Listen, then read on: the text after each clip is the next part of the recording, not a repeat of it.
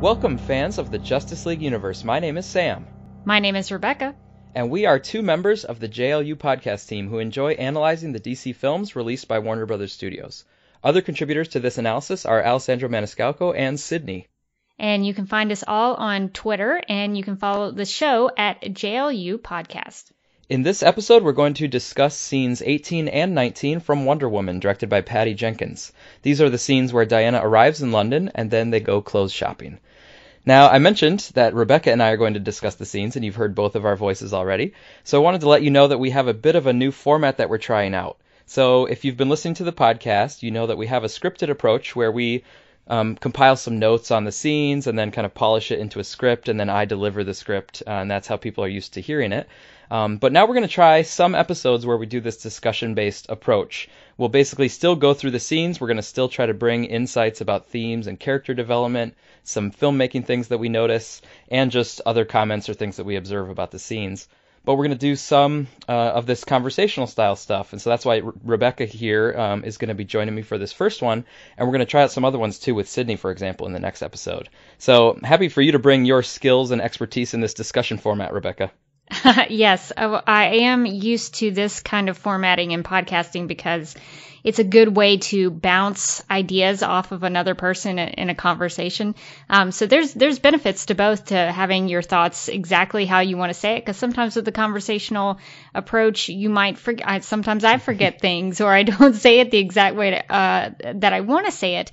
So there's pros and cons, but I think it might be good for JLU podcast to mix it up and try something new and have some new voices on the show. So thank you for letting me be part of it. Yeah, and it kind of depends on the film a bit too, because I started with BVS, and that's a film where I felt like I really had to sit with my thoughts and lay them out and revise them, and that film seemed like it kind of demanded that kind of an approach. But we're getting into Wonder Woman, Justice League, which they have a little bit of a different flair, a little bit more audience-friendly kind of thing, where maybe we can just talk about them as we go through. And also, to be honest, a little bit, my productivity had fallen just because of being busy at work and having a new baby and stuff like that. So I was not always getting the episodes out as quickly as I wanted to, and it was pretty much mostly my fault. The rest of the team was really good about the notes. But I think with this conversational format, it means we have a date and time, and we'll talk about the scene, and it will get done. So I'm hoping it might increase productivity for the podcast as well. There is something to be said about being consistent and when you record and having a deadline. So I appreciate all that you do for the podcast and trying to make that happen. All right. So if you like the scripted episodes, we are still going to have some scripted episodes. Like Alessandro and I are going to work on some that we do script out, but we're going to mix those in with a lot of these conversational episodes and try this out for a few months, see how it goes. So let's give it a shot. We're going to go into Wonder Woman, scenes 18 and 19, and Diana's arriving in London. And first, let's just think overall about the scenes. What did these scenes accomplish for the movie? What character development was there, kind of at a top-level view of these scenes? The one thing that really sticks out to me is that these scenes give some of that fun, personal tone. It has some humor in it, and it gives some of that lightness, but good character development that I think a lot of people responded to in the movie. Yeah, and these scenes when Diana comes to London for the first time and enters man's world is a good contrast to earlier in the film when Steve is in Themyscira and entering that world and being the fish out of water there. So now it's Diana's turn. It's flipped on her, and she's having to experience this new lifestyle, this new environment, these new people that she's interacting with. So I think that you have nailed it when you talk about innocence and purity, because this is something that's new to her, and so she's having to adapt to it. Yeah, I think looking at the scenes overall, we can see London through her eyes, and they're very innocent eyes, pure eyes. And that, I think, really comes across for her as a character. And I think she is a great character to kind of deliver the critiques of man's world, because she literally comes from outside of it. And so it's not just an accident that her character is put in this sort of situation. It's like, no, her character is kind of built to reveal these sorts of things, to bring a new perspective onto things that we might be used to in man's world, so to speak. Yeah, she can question things that they just think of as normal, like the secretary moment that I'm sure that we'll get into. But yeah, that's a good point. Now, I've mentioned in some of our previous analysis, and I think it definitely is at play here, these scenes are following the blockbuster formula. You have a character who's going to come from an island of women, and she's going to then be taken up into this adventure with men and dealing with a war in man's world. So this is the premise of the movie, and so these scenes here are part of what the book of the blockbuster formula book, Save the Cat or whatever, this would say is the promise of the premise. So we expect to see Diana laugh at some of the way that Man's World does things, kind of critique it, be surprised by, wow, I've never seen this before. Like, we need to have that happen in the movie. It's part of the premise of the movie, and if it wasn't there, we feel like we totally missed out on it. So here we get to see things like that, like her seeing a baby, her going to the clothes store, her being like, you wear that? Or like, why don't you wear this sort of thing?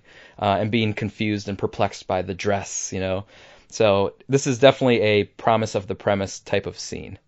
Yeah, and it's funny with the going shopping and walking through the city. Those are all things that I think are relatable to most people.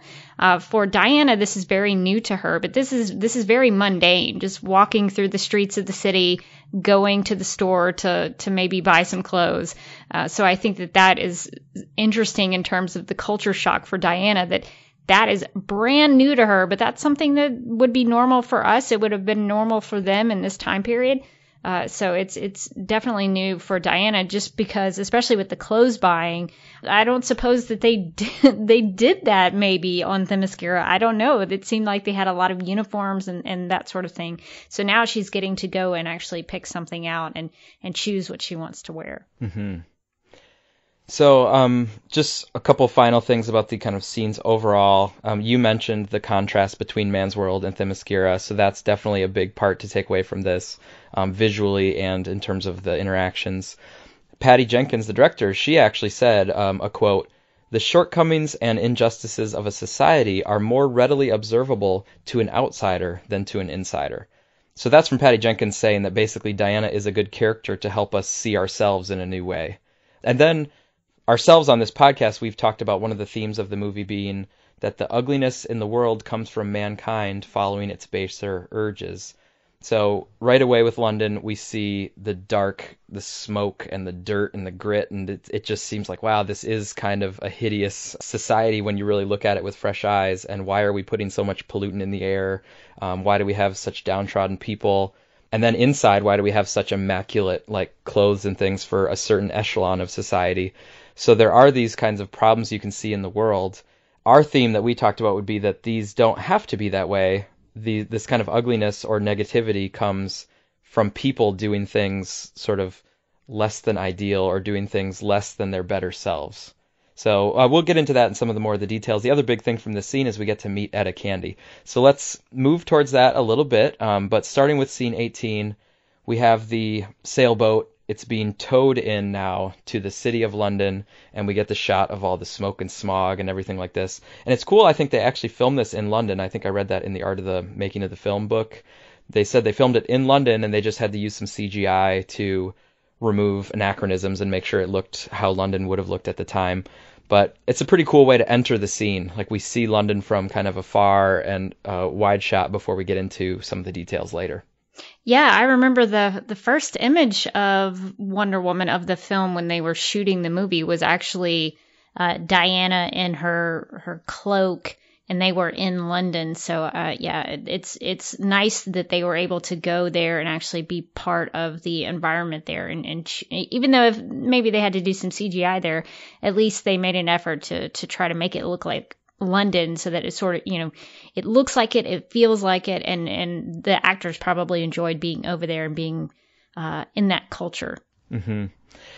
To me, it also, we're dropping right in on this scene, and so we can talk about how it's kind of gray and black and dirty and stuff, but it's really effective in the context of the movie because we've just been watching like a half hour on beautiful Themyscira with all the greens and the blues and the women so in tune with nature and stuff. So that has really been setting us up for a long time for this like shock of seeing the smog and the dirtiness and stuff. So in the movie, it plays even better than I can like describe it right now. Oh yeah, even in terms of the water, on Themyscira, you have those beautiful waterfalls, and even that the pool that Steve enjoys. He gets to sort of take a bath in. Beautiful blues and just fresh water. It almost seemed like. And here, even with the water that they're coming in on in the river when they're in the tugboat, I mean, it's dark colors and everything is very, very gray. So even down to the water, I think it shows the contrast. Mm-hmm. Now they're being tugged in, and Steve says we caught a ride and made some good time. And so for us, we always notice this word time, and Alessandro made the direct connection to Steve's watch and how earlier it set up this motif of time with Steve, which of course will pay off at the very end of the movie in a big way. But right here, it's a nice little reminder or a nice little touch on that motif for him to just refer to the good time that they made. But Sydney was actually wondering, like, how long did it take them to get to London? How long were we away from them, like, while we saw Ludendorff and stuff briefly? Was it one night or was it longer than that? That's a really good question because the scene makes it feel like it's the next day. Because you have Steve and Diana on the boat at night and then they go to sleep and then Diana wakes up. So it seems like the next day, but I don't know if we know how far away Themyscira was. Is it a magical thing where it doesn't take very long to get to London? Is that tugboat really just very fast? So it's a great question. Yeah, and it's really one where, you can't totally catch the filmmakers in a mistake because they don't explicitly say it's the next morning. True. So really, whatever time passed was just however much time needed to pass to get to London. We assume that Themyscira is kind of like in the Mediterranean because of how Steve's airplane managed to get there from him, where he started out in his finding the notebook and stuff. But for me, I don't get too caught up on it. It's kind of interesting to think about for the characters how long they were together. If they were together for multiple days and nights, then they might have bonded more than if it was just one night and they went to sleep. But the editing does kind of invite you to think it was just one night, so we don't really know. But yeah, for them, if there was more character development amongst the two of them, they probably would have showed us. So yeah, I don't know. If there was multiple nights, nothing eventful must have happened on those other nights, or else the filmmakers would have given us a little bit of an insight into it. Yeah, it also makes me think if it was multiple nights, did they have food rations? Were they prepared to have something to eat when they were on this journey? I would assume so. I would assume they would have packed something. But yeah those when you think about the time period and how much time has passed, then those kinds of questions come up. So they disembark and they're in the streets of London now, and there's a lot kind of going on. So it's kind of all hitting Diana, like, wow, all this busyness around, all these different people and stuff. A few things kind of stood out. There's a guy who's doing like an escape routine from chains. That might be a little bit of a bondage nod to the history of Wonder Woman, where there was a lot of bondage, especially in the original comics. So I don't know. Did you take it that way, or did you take it to just be some street fare?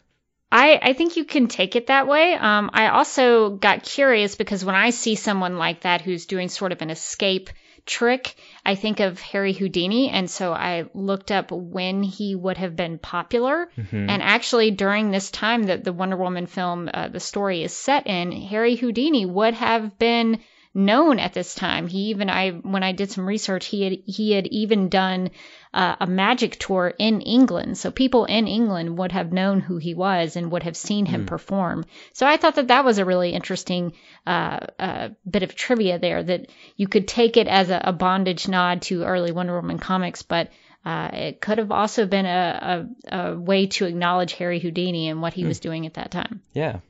One of our listeners, Wayne Buck, he definitely noticed the bondage things, and he took it as an homage to the Wonder Woman history.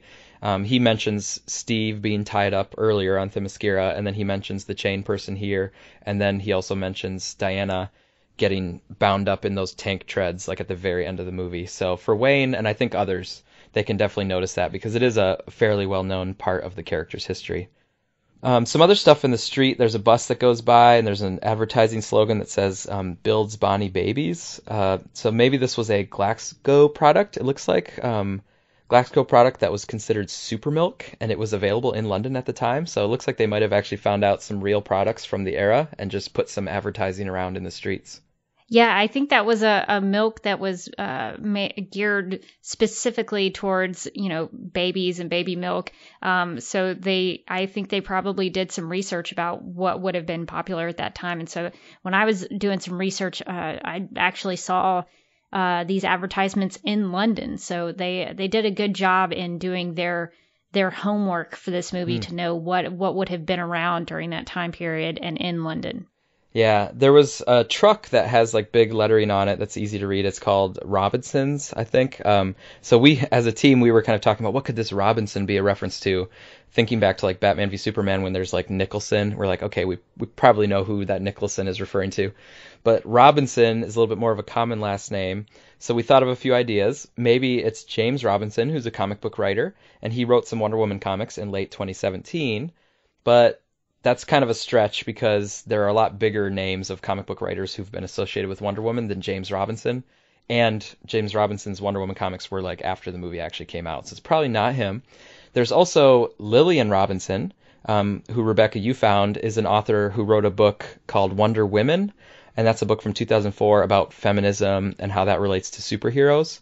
So maybe the filmmakers read that book as part of their research for the film. And if they liked it, they might have thrown in a Robinson reference. That's possible.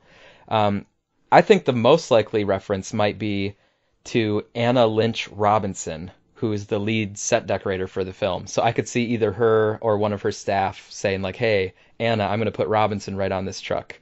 So to me, that seems like that could have been maybe the reference.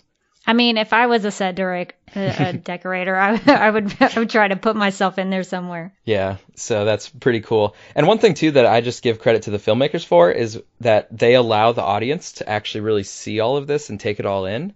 It's actually all in focus. And so the DP, Matt Jansen, he says that they did use a lot of wide lenses instead of long lenses, and the wide lenses gives you a lot more of the background in focus.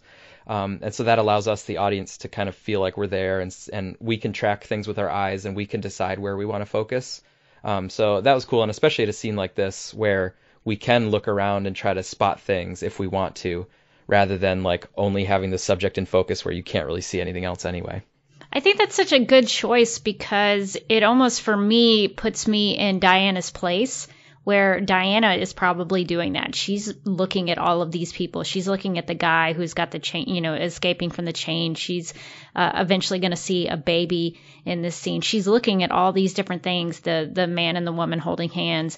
So I sort of feel like I'm in Diana's place, like looking around at everything that's happening in the street, trying to figure out who these people are. What is that truck? What is that advertisement? So I think that's a really nice choice. Mm-hmm.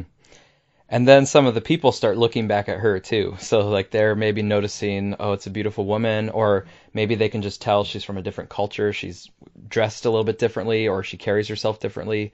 Or maybe just these people can kind of just tell, like, you're not from around here. Like they're getting that kind of vibe. So they're looking at her too, which is kind of interesting. And then Diana starts to notice some cultural things that happen. So she asks, why are they holding hands? So we know Diana has read some things about sexual relationships between men and women, but that doesn't mean she would be familiar with like specific customs in England or gestures of affection that are specific to man's world.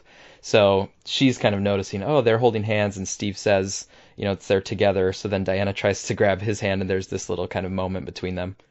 Yeah, it is funny to think that she has done all of this study and this reading, but it's, holding hands is something that would have required practicing it and actually putting it into a circumstance, into a situational type of thing where she actually would need to know what that was like instead of just reading it in a book somewhere. Mm-hmm.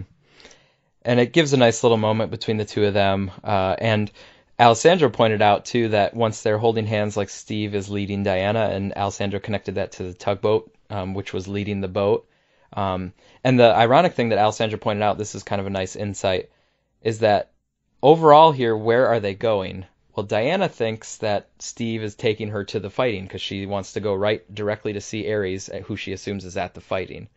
But actually, Steve is leading her to Steve's superiors. But the ironic thing is that Ares is actually with Steve's superiors. So, like, Steve thinks he's taking her not to Ares. Diana thinks he's taking her not to Ares, but really he is taking her to Ares, it turns out, once we find out, like, who he actually is. So that's kind of a fun moment, or, you know, to realize in retrospect that, oh, they actually were going to Ares, even though they thought at the moment that they were not going to Ares. Right, yeah, they're not going directly to the war, but that doesn't mean that Ares isn't there. Yeah. And so Diana's kind of upset when, you know, when they're not going directly to the war. And Steve says, well, you know, we have to go make this report to my higher-ups. And then he says, I'll take you to Ares next, or whatever. And there's this little interaction between them where Diana says, you made a promise is unbreakable. And the way that they filmed and acted that line, I will admit, like, I thought that was a big setup for something later, because they kind of, like, all the momentum stops and Diana says, like, a promise is unbreakable. So I thought for somehow later there was going to be, like, a big coming to terms moment of, like, oh, a broken promise or something like that between the two characters. And I don't think there ever really was. Like, to me, a promise never became, like, a big thing later. But it does show from Diana that she expects people to just do the right thing. Like, of course, you would keep a promise. Like, that's the only thing anybody would ever do, right? So that goes back to her innocence. And Alessandra pointed out that in the DC movie universe, promises are a big issue. Batman in BVS said that promises aren't really worth anything. But by the end of BVS, Batman, Bruce, does realize the value of promises, and he makes new promises to people at the end of BVS. So that shows, like, a big turn for him.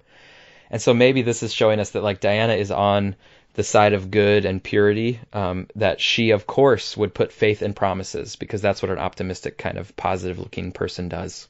Oh, yeah. I think that is, you could say something about how promises indicate a hero and a hero having standards. Yeah.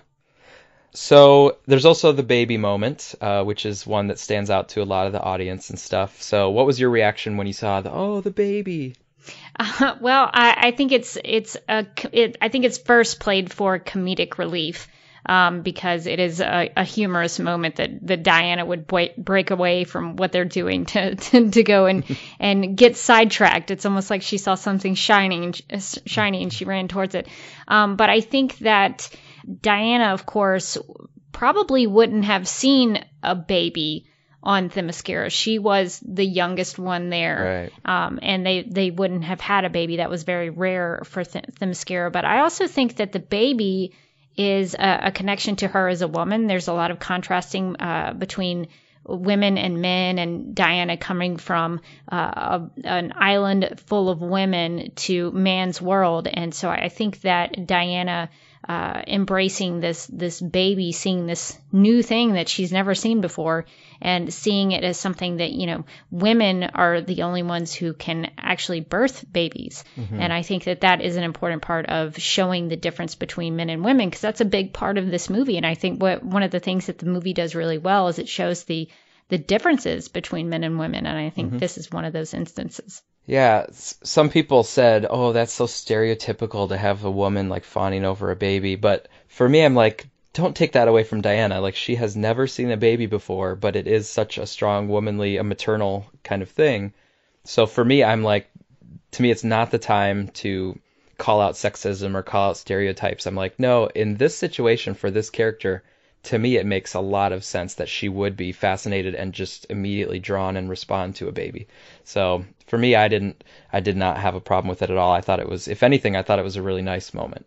Yeah, and Diana is embracing all of it. She's trying to figure out all of it, including seeing a baby for the first time. Yeah. So I don't have any problem with it. Right, and it doesn't make her weaker that she has a soft spot for babies. Like, it's like Patty Jenkins said, like, to really fully embrace a woman character, you have to realize that it doesn't weaken her to also have femininity or something like that.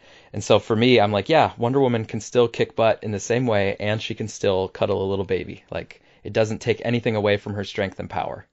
I would think it would be weirder if Diana, who came from an island full of women who had never seen a baby before, didn't fawn over the baby. Like, I think that would be the weirder situation. So I think it's a nice moment. I think it's a nice moment that plays into her character and the broader themes of the movie, and gives a little comedic relief because Steve says something to the effect of, "That one's not made out of clay." Yeah. so I think it's a nice little moment that does take us into the next scene. It's a nice button to the end of the scene. Yeah, and now some people could say, "Oh, Steve is kind of a jerk. Like, he doesn't let her have a longer moment with the baby, and he kind of like pulls her along to go where they need to go." But to me, that's kind of the point. Steve does kind of jerk her around for this first part of the movie. But it's so that you can have a shift happen later, where later Steve realizes, like, oh, I should actually be following Diana. I should not be, like, pulling her around on my thing. So for me, it's like you have to have these moments where Steve does kind of pull her along, kind of in a, male-dominated way, so that you can have the contrast later. Yeah, and this is his terrain. This is his world. So he's got to steer her in the way that they need to go to get what they need done. Yeah, and then you mentioned how this kind of has some momentum going to the next scene, and they really have a very clear connection because they say, we need some clothes. Like, Diana's noticing the women, and he's kind of wondering, what do the women wear in battle? And they say, oh, they're not really they don't go into the fighting at this time, which to Diana would seem kind of silly, right? Like, you don't let the women fight. It doesn't make any sense.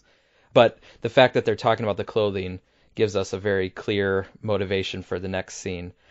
So, yeah, they need these clothes, and that gives us the direct transition, which is really the way that Wonder Woman does its transitions. Almost every time, they directly kind of tell you, like, hey, this is what the next scene is going to be. Okay, here's the next scene. So that brings us to scene 19, where they come right in, the door and walk into this department store with the clothes all around. So scene 19, first of all, we get the entrance of Etta Candy. That's probably like the most important thing that happens in this scene, is we get a new, not major, but, moderately important character. I actually thought Etta Candy was going to be more important or more central to the plot than she was, but I might say more about that later. But first, let's get into Etta Candy. So do you want to tell us anything about kind of the history of Etta Candy, or what are your thoughts on this character who is now entering the movie? Well, I would agree with you that I thought Etta Candy would have played a bigger part in this movie, but I think they utilized her well enough for the story that they were telling. So I was bummed on a personal level that we didn't get to see more of her, but I think the way she was used in the film, I thought was good. But yeah, Etta Candy first appeared in Sensation Comics #2 from 1942. And created by Wonder Woman's creator, William Moulton Marston. She was originally a plus-size character in terms of body type, which was unconventional at the time. And even now, it's rare for comic books to embrace full-figured characters through Faith Herbert and Valiant Comics, though Faith Herbert and Valiant Comics is a notable exception. Yeah, and I think that it goes to show, like, William Moulton Marston, being ahead of his time in a lot of ways, but one way was he explicitly wanted to have different kind of body type than is normal in comics.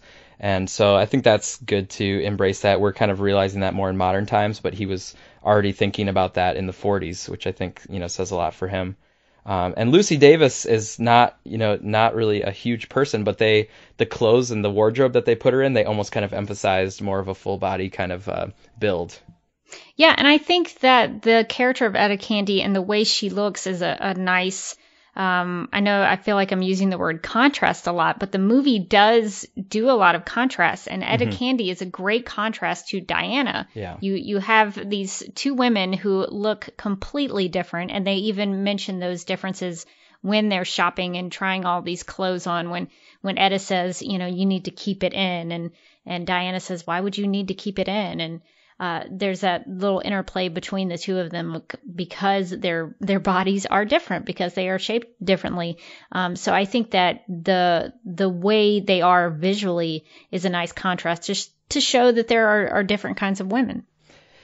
In terms of the comics, I haven't read a lot of these, but I did read some sampling of Golden Age comics, and Etta Candy was there a lot in the Golden Age. Not as much in the Silver and Bronze Age, I hear. But I do know that recently she is in the comic books with Wonder Woman and Steve Trevor, but she has been redesigned, so they've kind of gone away from that plus size, body type a bit, And they've also made her African American now, so different race. And they've given her a kind of a different role to play. So she actually has the rank of commander, and she works a lot with Steve Trevor, but more in like an equal way rather than like as a secretary or servant kind of way. And there is still the friendship between Etta and Diana, so that seems to be like a constant theme between the two characters. But the nature of the relationship is different now in the comics, because in the history she was like the sorority girl from Holiday College and had a lot of college hijinks and stuff. And now it's much more like military. She's in the battles, she's doing the intrigue and danger and all that stuff. So if you're an Etta Candy fan, there's a lot of different iterations, a lot of different things you can see her doing. I think Lucy Davis did a nice job bringing the character to life. I thought especially Lucy Davis was good at reactions. Like she does her lines well, but also just reacting to what's going on around her. In this scene and then later with Sir Patrick and stuff, Lucy Davis just has some great reactions that are just full of personality. I think that part was pretty cool. I'm no actress, but from what I've heard, that a big part of acting is reacting.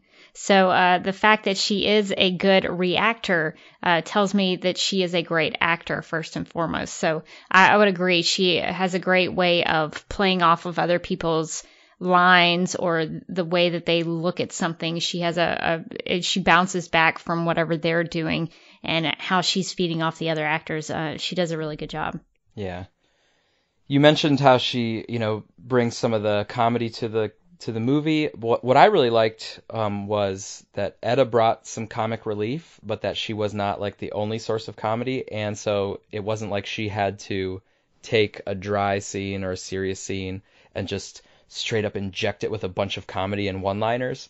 I liked it more that her comedy was from the actual situations that were happening. And I also liked it that there was other comedy, other humor also happening, like Steve and Diana's interactions, or Diana reacting to society, or once we get to the Oddfellows. Like, I liked it that the humor came from situations and characters rather than one-liners. But I also liked that it was spread around. So when we have a comedic character like Etta Candy, she can fit in rather than just like being really obvious as, oh, they're putting her in for the jokes. It's like, well, she is funny, but she's not the only one carrying that load. So I appreciated that for kind of the film overall, and I think it made Etta Candy's character thrive in this movie, that she didn't have to be like the only funny part of an otherwise straight up action serious movie. Yeah, I think that's a great point. She not only delivers some funny moments in this scene specifically, but she also gives context to the time period and the history of what women are going through in England at this time. And I think that that's not necessarily a comedic thing, but they're using some of these situations to bring out some comedy, but also give some serious moments to it. So I think there's a really good balance in this scene. Yeah, now, we both kind of mentioned that we thought she would have maybe had a bigger part to play. I thought they were going to maybe like use her character to explore more of the sexism of the era, or get into the suffrage movement, which gets a quick mention but did not get like developed as much as I was expecting. Or I thought that she might have like a big empowering moment at the end of the movie where she has to like contribute in some way. So it's kind of like Diana inspired Etta to step out from behind the desk and like take a more active role in the events. But that didn't really happen in the way that I expected. But still, the character served what she needed to do in the movie. And we do have a quote from Patty Jenkins from the Art and Making of the Film book where she talks about Etta Candy. And Patty Jenkins says, quote, "There were many women like her who in 1918 were getting into the workforce and finding a way to work the system to be an integral part of the war and everything that was happening behind the scenes. I always think of Etta as somebody who would end up being a very high-powered person in the world in the modern day." End quote. So that's kind of a nice insight too, though, saying that like at that time, for women to find any sort of a role to play was sort of like an act of forward movement or a progressive act. Because it would be easy for women of that time to just stay back and stay down because that's where basically the powerful men were trying to put them. So for Etta to be doing even the little bit that she does, she helps out with the sword, she makes a move to, run the mission, that kind of stuff are actually pretty big steps at the time. Yeah, those are big responsibilities. The stuff that she does later on in the film where she is helping to coordinate the mission that everyone is going on. Even though she's not out in the field, that's still a really important part of that plan that they were able to navigate everywhere. So, I like what Patty Jenkins had to say there, because I think that someone like Etta is a go-getter. I think she's someone who earns the trust of the people she's working for. So, yeah, I could totally buy that she would be a high-powered person in today's world. Mm-hmm. All right, so let's go through some of these events of the scene here. So Diana comes in, and it's pretty cool that Etta just immediately accepts Diana. Like, she just extends her hand, shakes it. She doesn't give her any dirty looks or wonder, like, who is this woman? She just is very kind of open arms, and then pretty quickly will say, I really like her. But I also like at the beginning here that Etta says to Steve, like, oh, I thought you were dead, or something like that, which in retrospect, we know is actually a foreshadowing of Steve's death, that by the end of the movie, he actually will be dead. So that's kind of sad, but it's a subtle way that the filmmakers put in that foreshadowing. Yeah, and it shows that even before Wonder Woman or Diana shows up in Steve's life, he was out there doing dangerous things that would put his life at risk. Mm-hmm. And then here at the beginning, too, there's the famous interaction where Steve introduces Etta as a secretary, and Diana says, what is a secretary? So this is the nice, kind of culture shock premise paying off. And then there's where I'm from, that's called slavery. And then that's where Etta says, oh, I really like her. So that's a famous interaction. They used it in the trailers, I think. And that's just a memorable moment of like, oh, Diana coming into the world and getting this little zinger in about, holding women down as secretaries when they could be doing more.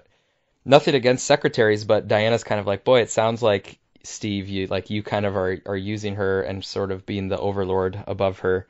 So what did you make of that moment? What was your reaction to it?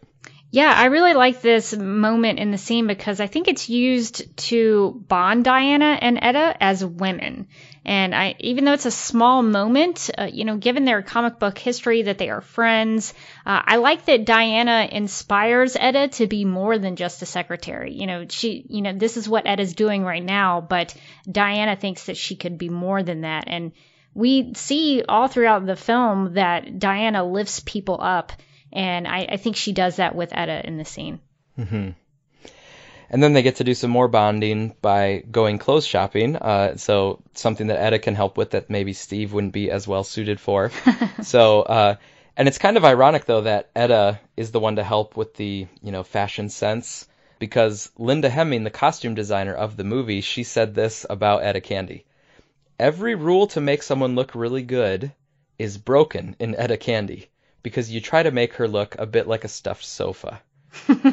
with Lucy Davis's agreement, because she's a comedy actress and she knows what to do to make things better. So, end quote. So, Lucy Davis is in on the joke, but yeah, this kind of goes to they didn't put Etta Candy in the most flattering kind of outfits that they could have, but she's still the person who's there is going to help Diana try to pick something out.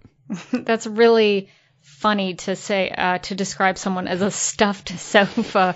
But yeah, that's funny that they would have even thought on a character level that Etta would maybe think that she knows what she's talking about, but maybe she doesn't really. So I like that they paid attention to those character traits in the scene. Mm-hmm. There's the shot from above where they walk in, so you can really get a sense of this place. And they filmed this on location, I think. Yeah, it was a real set for the department store, and they brought in a lot of props from the era. Anna Lynch Robinson, who we mentioned earlier, she was the director of props and set decorating. Who, by the way, they tried to have a lot of women in key roles on the film crew and stuff. So that was cool. Not just the director, but set decorator and other things, costumes as well by women. But this was filmed at Exhibition Hall at the Australia House in London. So you could go there in London and see where they filmed this part, especially the opening when they walk in. Now, I will say the one thing that distracted me a little bit was the music, because the music here really goes into a kind of a almost over-the-top, like, humorous, like, I don't know if it would be like, the music you might hear in a dance hall of the era or something, but to me it's like, oh, it doesn't sound like film music from the 21st century. It sounds like they're really going for a humorous vibe in, this older London setting. So I guess it's like an effective bit of music, but to me, I notice it kind of sticks out to me a little bit too much, so I wish that the music maybe would have blended in a little bit more. It definitely plays it safe to make you think, oh, this is a comedic scene. This is going to be funny. So it, like you said, I think it's effective. It does the job, but it plays into what you think a comedic scene would sound like. So in that regard, it is a little disappointing. This is a funny scene as it gets going. So Diana starts to look at the clothes and like, is this what passes for armor? Like she doesn't have any frame of reference for what these kind of undergarments would be and stuff. And so Diana's like, I guess this is like a body armor. Yeah, I think it takes her a little bit to understand what's going on here and how the women are part of the society, and they're not necessarily the ones who are going into war. So I think this is another one of those instances where Diana is having to figure out what's happening with the culture and the people who are around her. And I can't even imagine what that would be like if you stepped into a completely new world and had to totally figure out how women were seen in society and how you were supposed to behave. So I can't even imagine having to adapt all of that. Yeah, you just look at a single object, and if you're from that culture, that object makes a lot of sense. You know how to, interpret it and think of it. But if you're brand new to the entire world, you look at this object and you're like, I have no frame of reference to like interpret what that object is. So I'll put it in my frame of reference, which is like armor. And, I've trained a lot, and I've, when I'm putting on something, I'm thinking about how I'm going to move in it and how if it's going to be able to protect me while I'm fighting. So she brings that frame of reference. And I think that's why it works for Diana not to seem stupid. It's just that Diana is coming from a whole different set of experiences. And we've talked about this before in our analysis, how Patty Jenkins and Gal Gadot, they didn't want to cross over into her seeming stupid. They wanted to keep her on this innocent and naive, but she is very smart. Like if she had the background, she would not have any trouble interpreting what's going on. So I think things like this, they walked that line well. It's funny. It does bring up that she's from this different world. But at least for me, I never think of Diana as stupid. I just think like, of course, you would not know. This would not make any sense to you because it's totally a cultural construction. And I like the way that they start Diana out in her character journey, because when you flash forward 100 years from now, when you see her in Batman v Superman Dawn of Justice, she is regal. She has these beautiful dresses on, and she's totally acclimated to man's world, and she understands how the clothing works and how jewelry works and all of that, and she goes to these fancy parties. So you see that her character starts having to learn these things back in 1918. Yeah, that's a great point. It'd be funny to watch just this clothes shopping scene and then turn on like Lexus Gala and BVS and be like, whoa, she's come a long way. Yeah. There's this first purple dress with like a hat on, and I remember I saw this movie in theaters several times, and this like got a huge laugh of her just walking out in the purple dress. Now I'm not like a fashion person. I'm kind of ignorant with respect to fashion stuff, but do you know why it's like so funny? Is the dress just so old fashioned, or like nobody would do this design, or is it the color or the hat or what?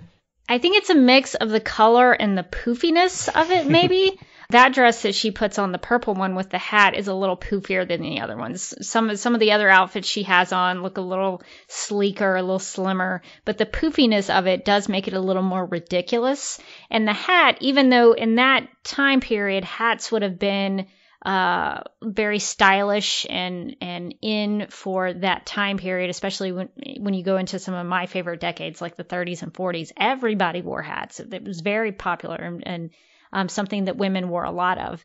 But now when we think of that, we don't think of that as stylish in our today way of thinking. So I think it is a combination of the hat and the poofiness of the dress.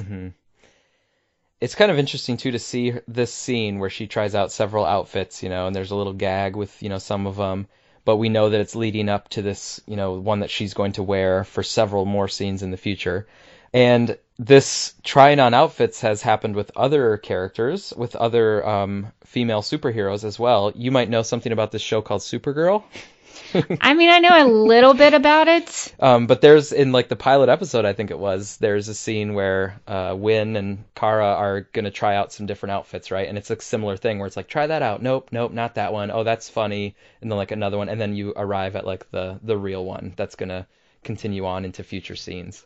Yeah, there's definitely a montage that happens, and some of them have some possibilities that could work, and some of them are completely ridiculous. So I think that they play up that kind of comedy in this scene in Wonder Woman as well. And you said you remembered that in another TV drama that featured some superhero characters?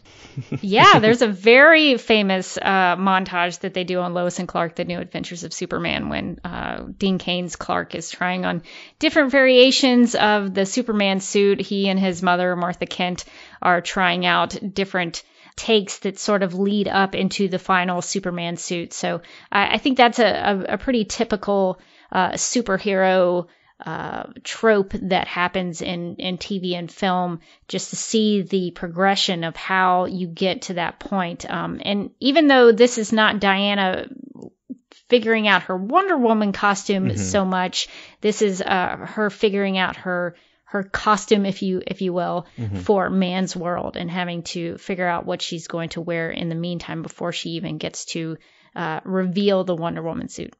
I will point out too that Sydney mentioned that it is pretty funny, especially because for women, if they've just done this clothes shopping routine and they've tried things on, and when you try it on, it does not look as good as you were kind of hoping or expecting it to look, and that can be funny. Or to realize that something that's maybe fashionable is not practical or comfortable, and so being inside of it can kind of be funny as well. And when you kind of step outside of it, you can realize like, oh, this is all kind of societal norms that we're supposed to wear this sort of stuff, which is maybe not very practical or comfortable when you really get down to it. So there is a lot of like cultural history or understandings that people share that this movie taps into very quickly and effectively. And it got, like I said, it got huge laughs. Just her appearance in that dress would get people laughing out loud. So definitely tapping into something effective there. Yeah, I think that's a really good point, because Steve even says, well, you should just go try it on. And I think everyone has that thinking that, oh, well, I like that thing on the rack. And then when you take it on and you try it on, maybe it doesn't work out so much. So I think there is something to that. Yeah, and then there's some other little moments too, like where she's trying on another outfit that's kind of a tighter skirt, and she's like, how could a woman fight in this? And she tries to like move her legs. So that's a funny rip and stuff like that one. I get why that one's funny. But there's also the moment where they talk about a woman fighting, and Etta says, well, we use our principles. That's how we're going to get the vote. And that reference to the vote is like about all there is for the suffrage movement, which I thought there was going to be more of it just because of the time period, being in England and being, in the 19 teens. I thought the suffrage movement would be bigger, but at least we got a little reference to it. Yeah, and I really like that line that Etta says about, we use our principles.